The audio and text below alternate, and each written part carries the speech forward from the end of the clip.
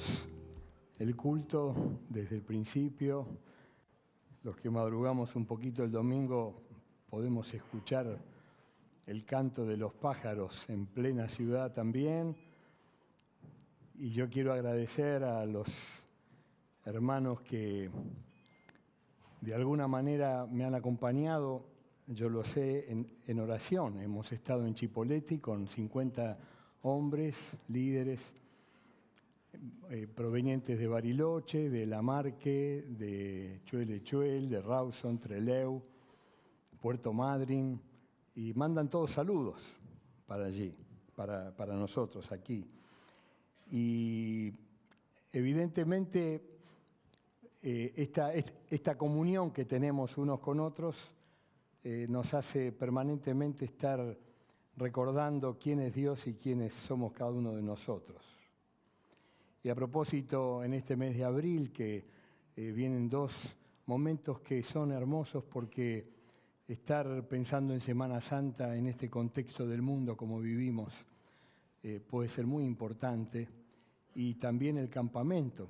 Por eso, un grupo de hermanos estamos deseando interceder específicamente por el campamento. Aquellos hermanos que quisieran formar parte de este grupito de intercesión, después pueden acercarse a mí o a Leonor, y queremos hasta el campamento específicamente orar para que Dios pueda derramar su bendición en ese lugar, porque estamos orando y en comunión por eso.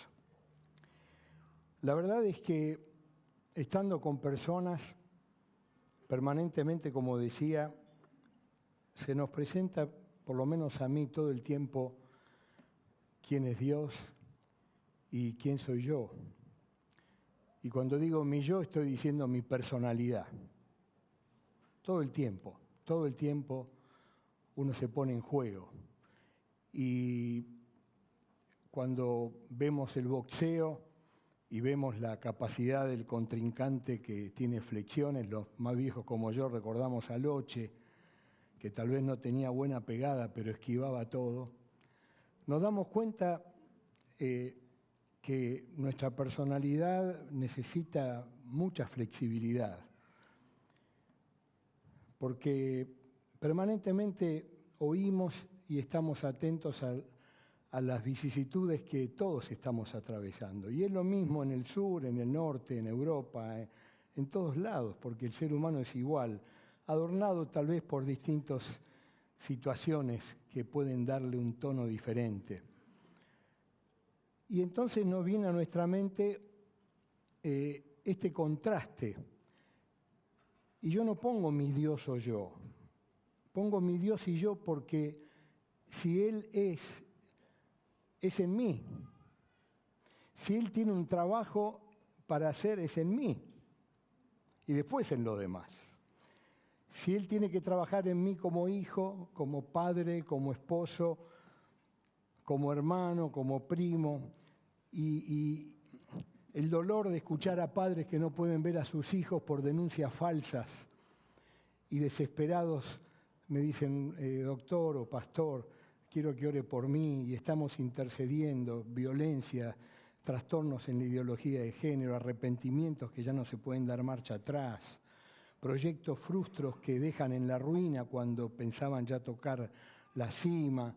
Y uno dice, Señor, no te tardes, pero el Señor no se tarda porque quiere trabajar en mí. Y entonces eso nos hace recordar que en verdad nuestros temas finalmente es Dios, es mi Dios y mi yo, mi Dios y lo que Él quiere para mí. Por eso yo agradezco a Oliver que me da una mano, porque lo que quiero mostrar es que esto nos hace recordar que nosotros vivimos un camino cristiano, la siguiente, en donde definitivamente nos damos cuenta que no podemos no andar por la fe. Porque si andamos por lo que vemos, nos igualamos y nos masificamos a la sociedad que está viviendo sin Dios, sin esperanza, sin Cristo. Y entonces recobra con nosotros y con mucha urgencia esto de, Señor, queremos andar por fe, no por vista. Ahora, no porque no tenemos que ver, sino porque tenemos que aprender a desarrollar nuestra mente de fe para poder ver, como hemos cantado, un Dios grande, que no se muestra del todo inicialmente, porque nos invita a que aprendamos a caminar por fe. Yo no sé por qué situación estás atravesando vos, pero la invitación es a que andes por fe y no por vista. Y nos despedíamos de Chipoleti orando por muchos hermanos con dolor, con quebranto, invitándoles a que vean por fe más allá de la justicia que para Dios son trapos de inmundicia, para la política que muestra la miserabilidad de la naturaleza humana y para todas las variantes con las que estamos rodeados todo el tiempo. Dando gracias a Dios por todo lo que tenemos bueno como seres humanos, pero que sorprendentemente contraste cada vez más. Y con el hermano Darío Acosta, que les manda saludos, hablábamos de cómo vivir de manera poderosa en un mundo de redes sociales. Y vivíamos con personas que han sido estafadas, que han tenido bullying y que han tenido acoso sexual, todo por lo que tiene que ver con las redes sociales. Y uno viene conmovido y lo ve al celular y a la computadora y le viene la frase de Jesús: vete de mí, Satanás, ¿no? Pero el desafío es a que lo aprendamos a utilizar para la gloria de Dios. Y cuando queremos empezar a pensar y andar por fe, nos vienen pasajes como estos, porque la fe es por el entender la palabra de Dios.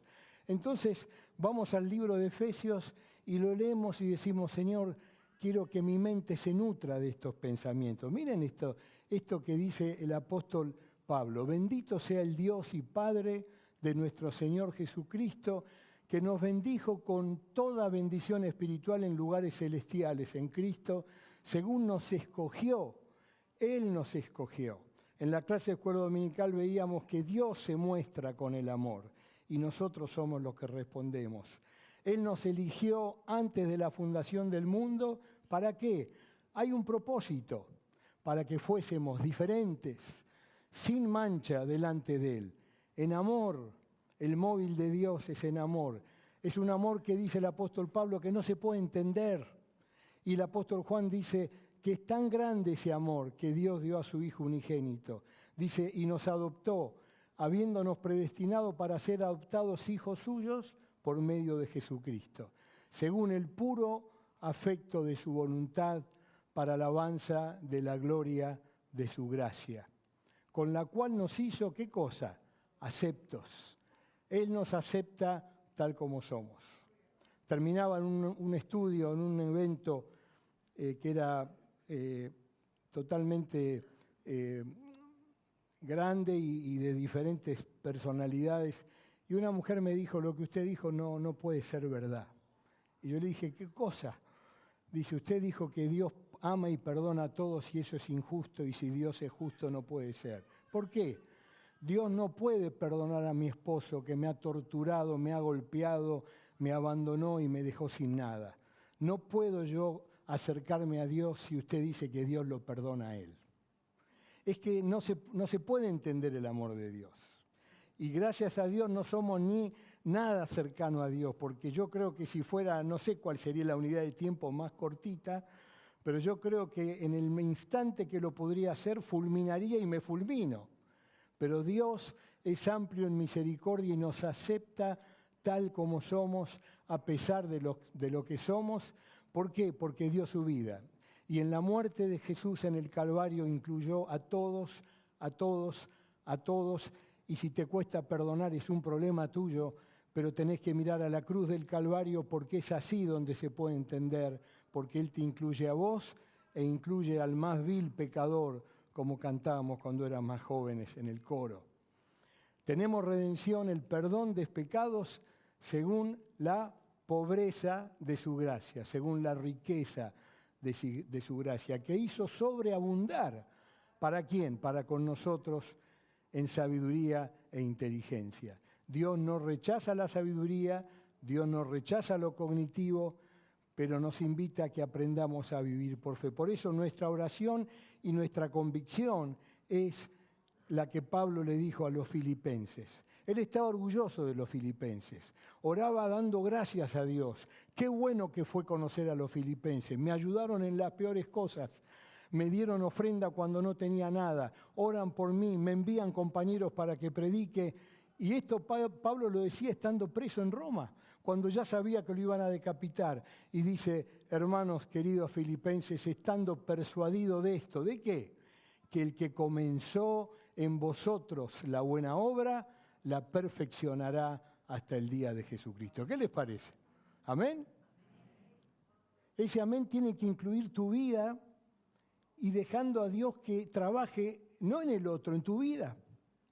Y cuando yo pensaba en esto, dije, voy a hacer algo que espero que nadie se escandalice, pero quiero hacer algo y para eso pido ayuda a algunos de los muchachos, digo. Vamos a acercarnos a ver que pase el que quiero que pase y se presente. Así van viendo lo que quiero que vean. Adelante.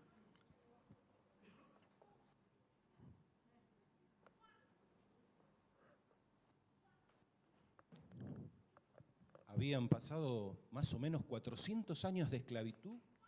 El pueblo hebreo estaba en Egipto. ¿Vos? ¿Quién sos? Yo soy Moisés, egipcio de pura cepa, sobrino del faraón. Cuando sea grande voy a ser príncipe y voy a reinar por todo Egipto. Moisésito, Moisésiño. Pasaron los años.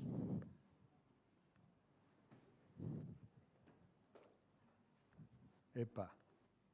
Moisés fue creciendo y Yo soy el joven Moisés, seré faraón y tendré mucho poder y muchos esclavos, aunque su mayoría hebreos, aunque mi nodriza es hebrea y muy buena. Me voy a casar con Nefertiti, la más hermosa del imperio. ¿Qué tal, Ya está poniendo el ojo Moisés. Bien, Moisés, mirá que está Séfora también por algún lado. Dale, baja, dale. siguieron pasando los años y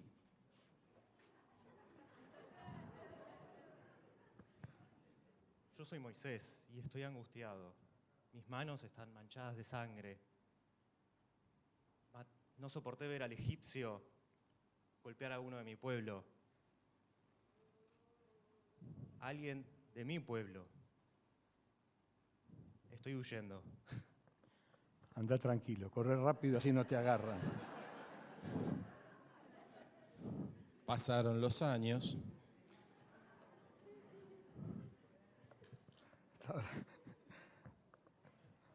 Y Moisés, ¿qué haces? Yo soy Moisés, casi no me reconozco. Tuve un encuentro con el Dios de mis padres, no sé qué será de mí, pero Él me encomendó liberar a los esclavos de Egipto. Me dio su vara para hacer milagros. Me siento un loco. Pero Él aseguró que estuvo, está y estará conmigo. Qué bueno, qué lindo.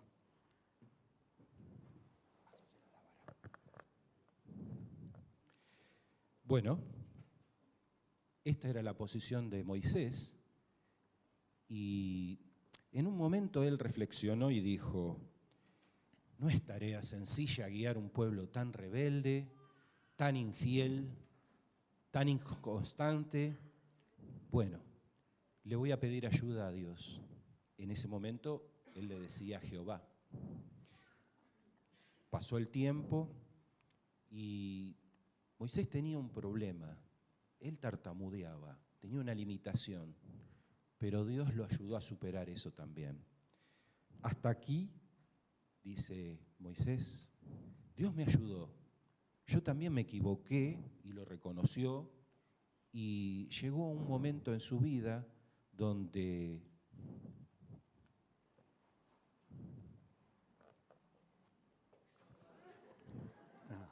Esto es para Netflix urgente, ¿eh? Esto ya está viejito ya, Moisés. Qué fenómeno. Sí, porque está con artrosis ya Moisés a esta altura. Yo soy Moisés, un poco más anciano, más gastado. Tengo mi esposa por allá, mis hijos, mis nietos. Pero soy feliz. A pesar de todo eso, soy feliz. Conduje a todo este pueblo tan duro, pero tan duro, hasta la tierra prometida. Sé que yo no voy a entrar, pero igual espero ver un día a Dios y encontrarme de vuelta como fue en el pasado. Muchas gracias. Podemos dar un aplauso acá a los Moisés. Gracias, gracias. Bueno, me pareció interesante.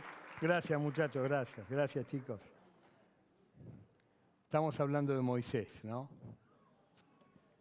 El que comenzó la buena obra la perfeccionará hasta el día de Jesucristo. Este Moisés que es el grande para mucha gente hoy, para el pueblo hebreo. Y en el libro de los Hebreos dice que Jesús es superior a Moisés. Increíble. Pero dice la palabra que fueron dados para ejemplo para nosotros. Y si podemos chequear de una manera rápida la vida de Moisés, podemos resumirla en 6 instancias. Una etapa de inocencia, cuando él no eligió ni los padres que tuvo, no eligió absolutamente nada, fue depositado en un Moisés. Pero Dios tenía el designio, Dios controlaba todo. Nada fue casual. El dolor de los niños asesinados por el faraón, que vio amenazado su poder. Pero la voluntad de Dios se cumple. Y la hermana del faraón encuentra a ese niño que ella no pudo tener naturalmente. Y todos sabemos la historia. Pero Dios había preparado a través de su hermana la intercesión para que vaya la mamá de Moisés y sea la nodriza. Y ahí él se da cuenta, empieza a ver en el rostro de su madre algo distinto que no veía en la corte del faraón. Y Dios en su sabiduría terminó siendo Moisés alguien que se instruyó en lo mejor de esa época. No es casual que haya escrito el Pentateuco. No sabía la gente escribir en esa época. Él sabía la cultura, el idioma, y empezó a identificarse con esa sangre que tenía él, que era sangre hebrea, y comenzaba a ver en su madrastra, que era su madre, a su pueblo, y cuando lo descubre, su carga se va llenando porque no entiende bien a quién adoran, pero se da cuenta que es injusto hasta que comete el asesinato, da lugar a esa impulsividad. Moisés era muy impulsivo. Y huye, y cuando huye no sabe a dónde, sí al desierto. Y Dios ahí lo sigue acompañando, no está solo, parece que estuviera solo. Cuando lo despiden porque va a morir, pero Dios le da una vara que lo acompaña hasta ya no la impulsividad, sino el descubrir que había algo que él quería encontrar. Había un hambre en Moisés que hizo que vea una zarza que para él era algo común, pero que no se consumía. Y ahí tuvo encuentro con Dios. Ahí transformó su vida. Ahí se dio cuenta que para acercarse a Dios tiene que ser santo. Ahí se dio cuenta que el Dios de su padre Abraham, Isaac y Jacob tenía un designio por él. Nada de lo que él sufrió, de lo que padeció, fue casual, y Dios allí le encomendó lo que pudimos escuchar. Y ahí no termina la vida de Moisés, ni pasa a ser perfecto. Yo no sé en qué estadio vos te identificás, pero es inevitable que te encuentres con esa zarza que no se consume. Es inevitable que en tu caminar tu naturaleza pueda descubrir que hay un Dios que quiere intervenir para transformar tu naturaleza, y Él es el único que lo puede hacer. Y cuando Él lo hace, uno empieza a crecer en la gracia y en el conocimiento de Dios. Y es así que Moisés empieza a aprender a vivir por fe, no por vista. Moisés camina ¿a dónde, Señor? Al mar. Pero ¿cómo hago para caminar en el mar? Empecé a caminar. Pero tengo miedo, ya sé, empecé a caminar. Pero no sé cómo va a reaccionar, empecé a caminar. Quizá me entienda mal como me entendió mal siempre. Empecé a caminar. Andá por fe, no por vista. Deja que el problema sea del otro. Vos obedeceme. Vos ya te jugaste, viste los milagros, tenés la vara que te di. Y Moisés empieza a caminar. Y está desarrollando fe. Y empieza el agua a separarse. Y empieza el pueblo, 600.000 personas cruzan ese costado del Mar Rojo por mano poderosa de Dios, porque siempre sopló viento, pero nunca se abrió el mar.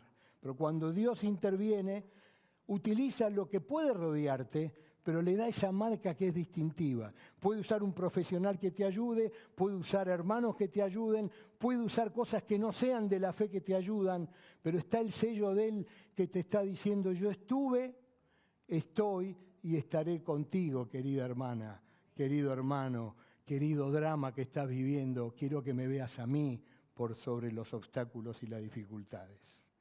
Y ahí la naturaleza de Moisés empieza a tener problemas, porque hay alguien que no quiere que uno crezca en los caminos de Dios. Jesús dijo, yo me voy y mayores obras van a hacer. ¿Por qué? Porque voy al Padre y les envío el Espíritu Santo. Y el Espíritu Santo de Dios tiene a alguien que está inspirado en el viejo Padre celestial, que no es Dios, es Satanás. Todos nosotros estábamos en un camino perdidos y Dios nos rescató. Y si en esta mañana todavía hay alguien que está en la etapa de la inocencia, espiritualmente hablando, o si está en eso de que quiere descubrir y no sabe, no hay problema que seas impulsivo, pero que el impulso te lleve a Dios en la persona de Jesucristo para que Él te transforme y empiece a dar un salto de vida distinto que aunque no sepas cómo va a ser en obediencia a lo que Dios tiene. Y yo te aseguro que van a ser sorpresas una tras de otra, pero con la garantía que el que comenzó la buena obra la va a perfeccionar hasta el día de Jesucristo. Y ahí Moisés empieza a tener problemas. ¿Con qué? Con el orgullo. Y empieza a esquivar las cosas de Dios. En un momento el pueblo estaba incrédulo y Dios le dice, Moisés, necesitan agua, te voy a dar para que tengan agua. Habla esta roca para que se produzca el milagro. Y Moisés, seguramente influenciado por los asesores y él mismo, y ya medio cansado, ya viejo, trabajar con gente cansa, de dónde a dónde, iba a ser príncipe, qué cosas habrán pasado por la cabeza de él. Y dijo, en vez de hablarle, desobedeció a Dios. Y Dios lo excomulgó, no, lo perdonó, pero le dijo, Moisés, no va a ser como vos digas, va a ser como yo digo. Y cuando empezamos a caminar en la fe, seguramente Dios más de una vez nos enseña porque nos ama. Dice Hebreos que Él, porque nos ama, nos disciplina. ¿Será que estás teniendo una disciplina de parte de Dios? ¿Será que tiene que tu naturaleza acomodarse a lo que Dios quiere? Dice el apóstol que son disciplinas que al principio pueden ser dolorosas, pero causan gozo cuando nos dejamos caer en las manos de Dios. Y yo en mi propia vida personal encuentro que ponerme de rodillas me hace bien. En ningún lugar dice la Biblia que tenemos que orar sentados. Dice que tenemos que orar con las manos alzadas. Dice que tenemos que postrarnos. Dice que tenemos que arrodillarnos.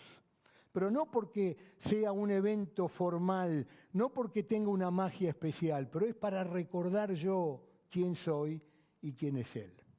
Y cuando Moisés hizo eso, incluso sus propios hermanos de sangre lo dejaban, él se mantuvo firme y llega a su vejez, la etapa de gloria, en donde no se lleva él la gloria, sino se la lleva Dios.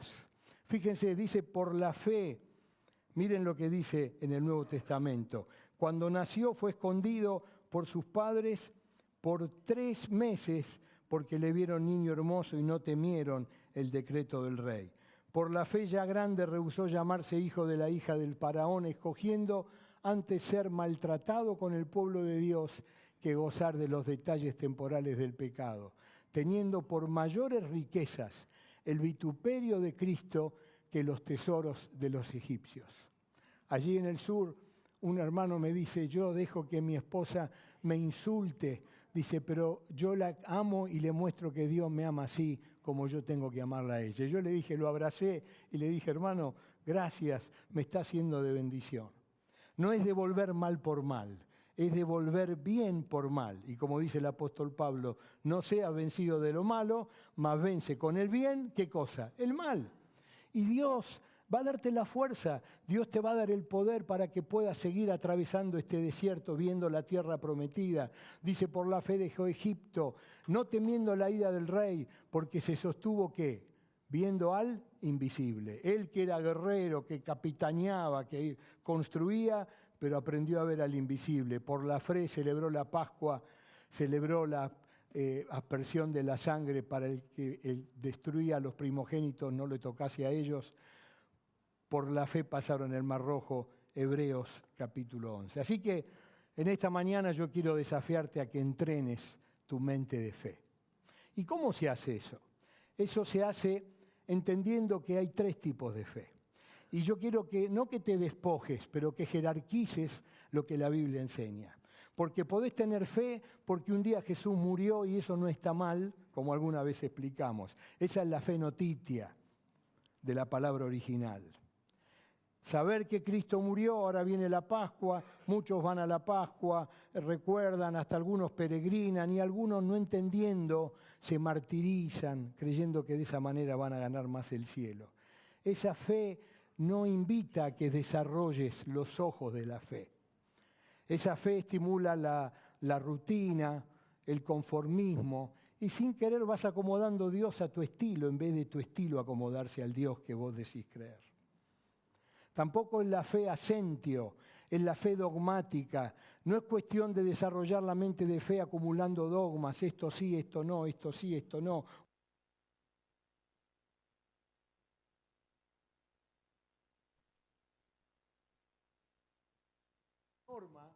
La norma no es mala, pero no tiene vida en sí misma. No tiene vida en sí misma.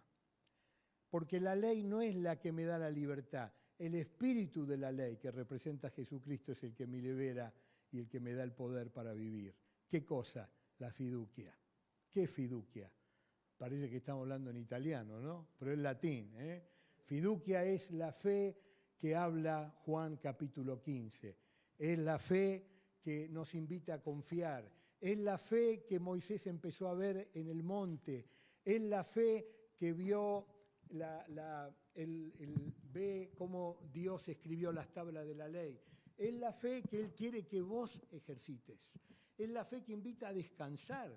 Es la fe que dice, Señor, yo no entiendo, pero doy ese paso.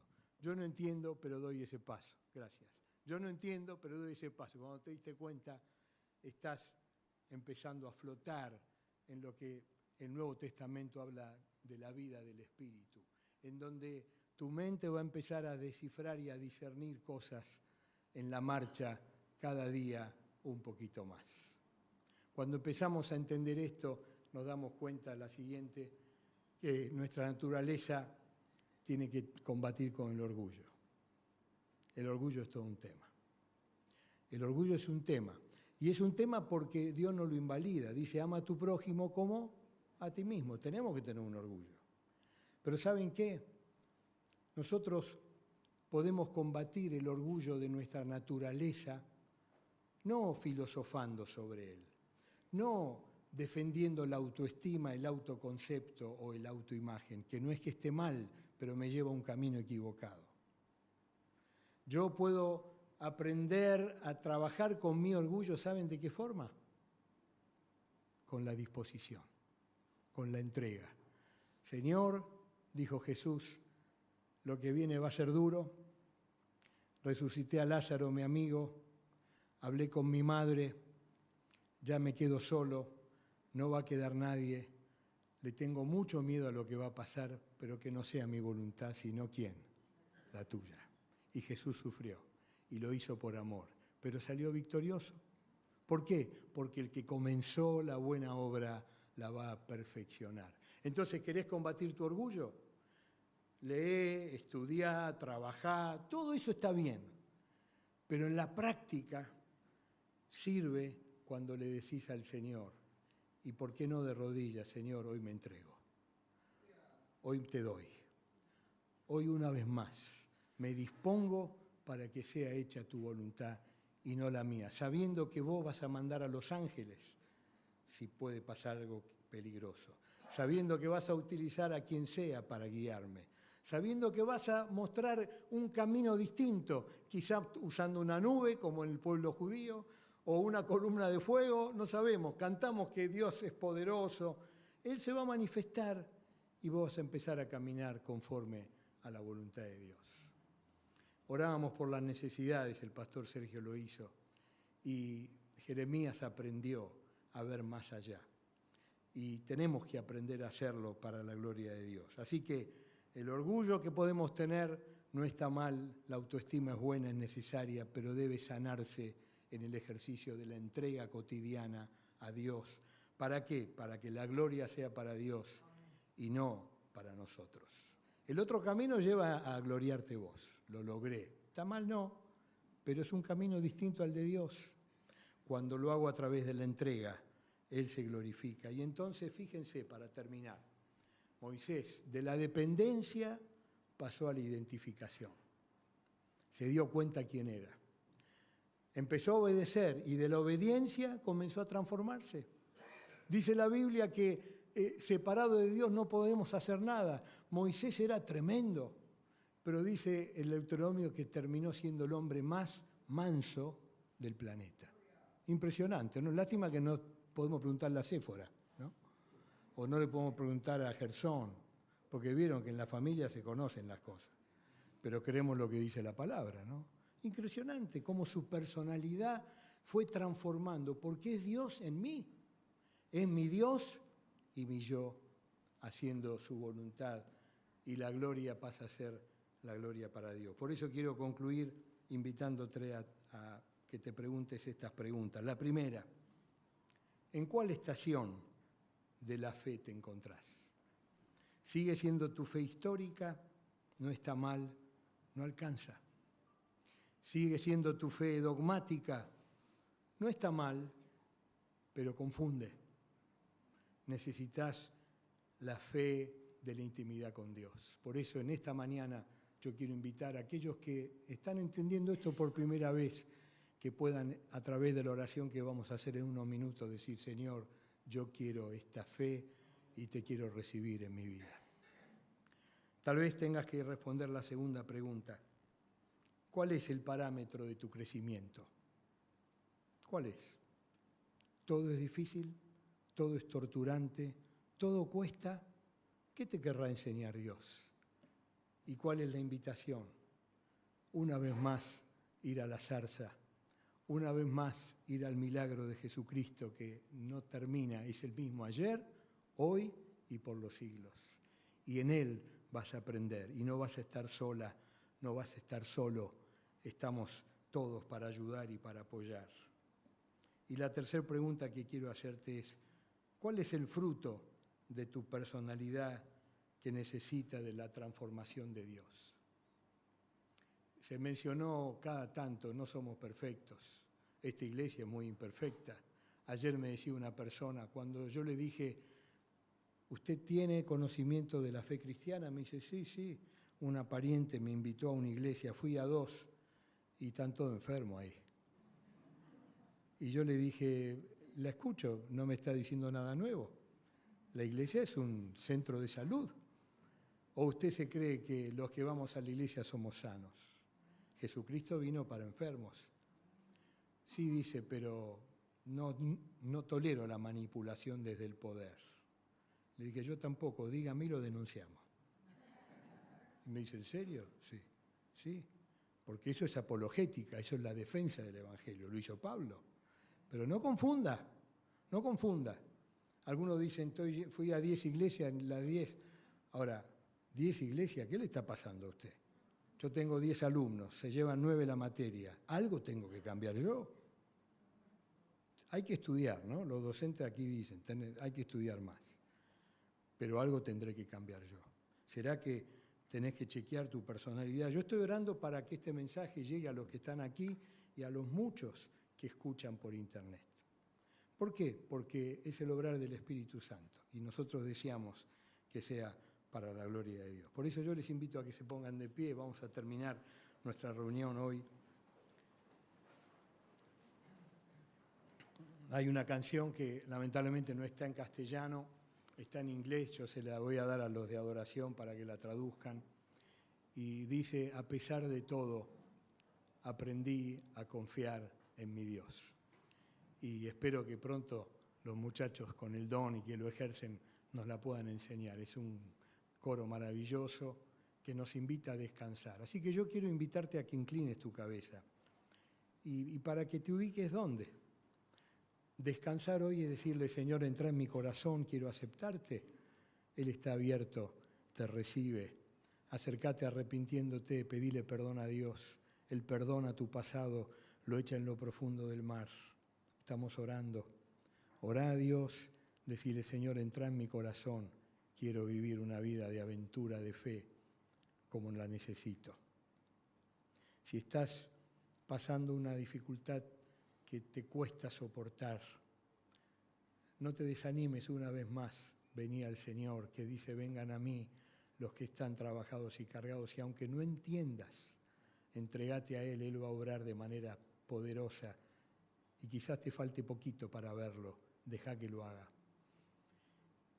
Y si estás alineado, pero tu personalidad te sigue jugando cosas que no son buenas, ¿qué estás esperando para arrodillarte y decirle, Señor, quiero que trabajes en mí para que pueda disfrutar no mi gloria, sino tu vida y la gloria tuya en mí? Oramos, Señor, esto en el nombre de Jesús. Amén. ¿Alguno hizo la primera oración? Que me lo pueda saber para que después al terminar podamos hablar. ¿Alguien oró invitando a Jesucristo para que entre? De los que nos visitan o tal vez los que están. Dios les bendiga. Para las otras dos preguntas son preguntas para trabajarlas, ¿no? Pero me imagino que oramos todos. El que no oró ninguna de estas tres cosas quizá está muy cerquita del cielo. Díganos, así lo saludamos hoy.